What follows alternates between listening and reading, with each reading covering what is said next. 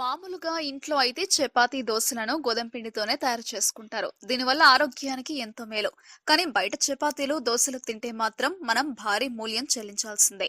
ఎందుకంటే వారు చేసేది మైదా పిండితో. ఎందుకంటే గోధుమ పిండి కన్నా మైదా ధర తక్కువ అవ్వడం, ఎక్కువ చపాతీలు రావడమే ప్రధాన కారణం. ఇకపోతే మైదా పిండితో చేసిన ఆహార పదార్థాలు తినడం వల్ల కలిగే నష్టాలేంటో ఒకసారి చూద్దాం.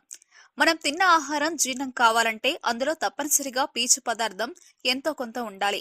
అది మైదాలో అస్సలు ఉండదు. కాబట్టి దానిని జీర్ణం చేయాలంటే మన జీర్ణాశయం నానా కష్టాలు పడుతుంది.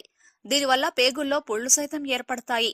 ఇవి కాలక్రమేణా తీవ్రమైన ఇన్ఫెక్షన్లుగా మారి ప్రాణాంతక వ్యాధులుగా మారతాయి. సినిమా పోస్టర్లను అంటించడానికి మైదా పిండినే ఎందుకు ఉపయోగిస్తారంటే అది గోడకు అంత గట్టిగా అంటుకుపోతుంది. ఆ రకంగానే ఆ పిండితో చేసిన పదార్థాలు జీర్ణం కాక మన పేగులకు అలాగే అతుక్కుపోతాయి. దీంతో పేగుల్లో క్రిములు ఉత్పత్తి అవుతాయి. అవి ఇన్ఫెక్షన్లను కలిగిస్తాయి. మైదా వల్ల దీర్ఘకాలంలో క్యాన్సర్ వంటి రోగాలకు దారితీసే అవకాశాలు ఉన్నాయి. కిడ్నీల్లో రాళ్లు ఏర్పడతాయి. మహిళల బ్రెస్ట్ సంబంధిత సమస్యలు ఎదుర్కొనే అవకాశము ఎక్కువ. గుండె జబ్బులు వచ్చే అవకాశం ఉంటుంది. మైదాలో గ్లైసెమిక్ ఇండెక్స్ చాలా ఎక్కువగా ఉంటుంది. దీనివల్ల ఒంట్లో బ్లడ్ షుగర్ లెవెల్స్ అమాంతం పెరిగే ప్రమాదం ఉంది. మా వీడియోస్ మీకు నచ్చినట్లయితే లైక్, షేర్, సబ్స్క్రైబ్ చేయండి.